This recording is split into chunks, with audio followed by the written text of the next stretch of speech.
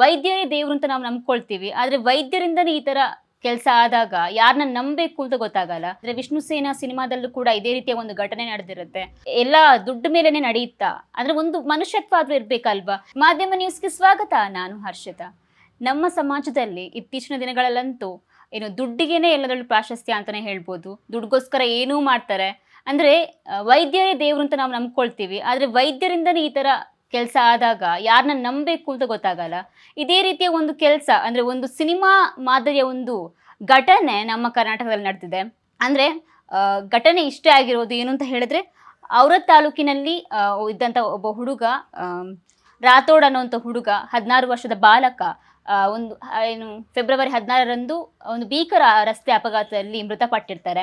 ಆದರೆ ಇದೇ ವ್ಯಕ್ತಿಯನ್ನ ಹೋಗಿಬಿಟ್ಟು ಬೀದರ್ ನಗರದ KEB ಬಳಿ ಇರುವ ಎಸೋಯಿಸ್ ಆಸ್ಪತ್ರೆಯಲ್ಲಿ ದಾಖಲಿಸಿರ್ತಾರೆ. ಸೊ ಈ ಒಂದು ವಿಚಾರ ಏನು ಅಂತ ಹೇಳಿದ್ರೆ, ದಾಖಲಿಸಿಕೊಂಡಿದ್ದಾರೆ ವೈದ್ಯರು ಈ ಒಂದು ಹುಡುಗನ ದಾಖಲಿಸಿಕೊಂಡಿದ್ದಾರೆ. ಅವರ ಮನೆಯವರು ಕೂಡ ಏನು ಅಂತ ಹೇಳಿದ್ರೆ 16ನೇ ತಾರೀಕು 1.5 ಲಕ್ಷದಷ್ಟು ಹಣನ ಪಾವತಿಸಿರ್ತಾರೆ. ಆಲ್ರೆಡಿ ಏನು ಪೇ ಮಾಡಿರ್ತಾರೆ. ಸೊ ಈ ಒಂದು ಏನು ವೈದ್ಯರು ಏನು ಅಂತ ಹೇಳಿದ್ರೆ ಅವರ ಕೆಲಸನ ಮಾಡ್ತಾರೆ.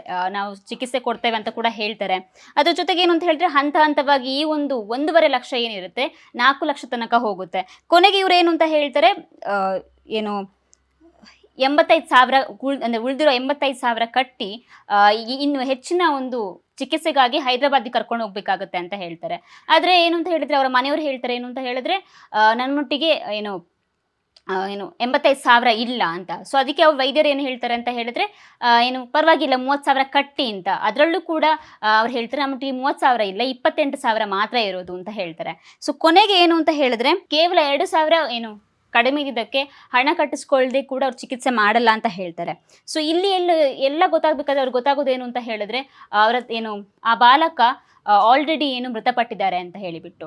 ಆದರೆ ಇದೊಂಥರ ಏನು ಅಂತ ಹೇಳಿದ್ರೆ, ವಿಷ್ಣು ಸೇನಾ ಸಿನಿಮಾದಲ್ಲೂ ಕೂಡ ಇದೇ ರೀತಿಯ ಒಂದು ಘಟನೆ ನಡೆದಿರುತ್ತೆ.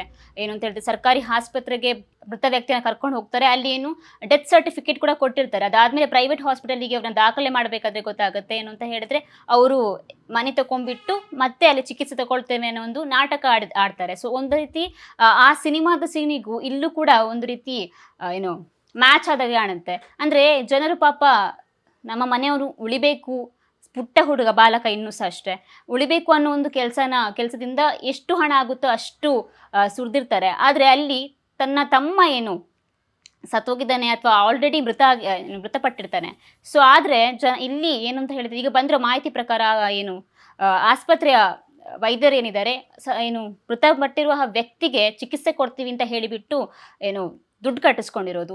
ಈ ಥರನೇ ಇಲ್ಲಿ ವೈದ್ಯರು ಜೀವಕ್ಕೆ ಹೆದರುಪಟ್ಟು ನಾವು ಏನು ವೈದ್ಯರ ಹತ್ರ ಹೋಗ್ತೀವಿ, ನಮಗೆ ಚಿಕಿತ್ಸೆ ಕೊಡುತ್ತೆ, ನಮಗೇನಾದರೂ ಆರೋಗ್ಯದಲ್ಲಿ ಪ್ರಾಬ್ಲಮ್ ಆಗಿದ್ರೆ ಅಂತ. ಆದರೆ ಇಲ್ಲಿ ಈ ಥರ ಘಟನೆಗಳಾಗೋದಾದ್ರೆ ಯಾರ ನಂಬುದು? ಅಂದರೆ ದುಡ್ಡೇ ಎಲ್ಲದಕ್ಕೂ, ಎಲ್ಲ ದುಡ್ಡು ಮೇಲೇ ನಡೆಯುತ್ತಾ, ಅಂದರೆ ಒಂದು ಮನುಷ್ಯತ್ವ ಆದರೂ ಇರಬೇಕಲ್ವಾ. ಅಂದರೆ ಫಸ್ಟ್ ಆಫ್ ಆಲ್ ಒಂದು ಮೃತ ವ್ಯಕ್ತಿ ಮೇಲೆ ಏನು ಚಿಕಿತ್ಸೆ ಕೊಡೋದೇ ತಪ್ಪು ಆ ಒಂದು ವಿಚಾರಕ್ಕೆ.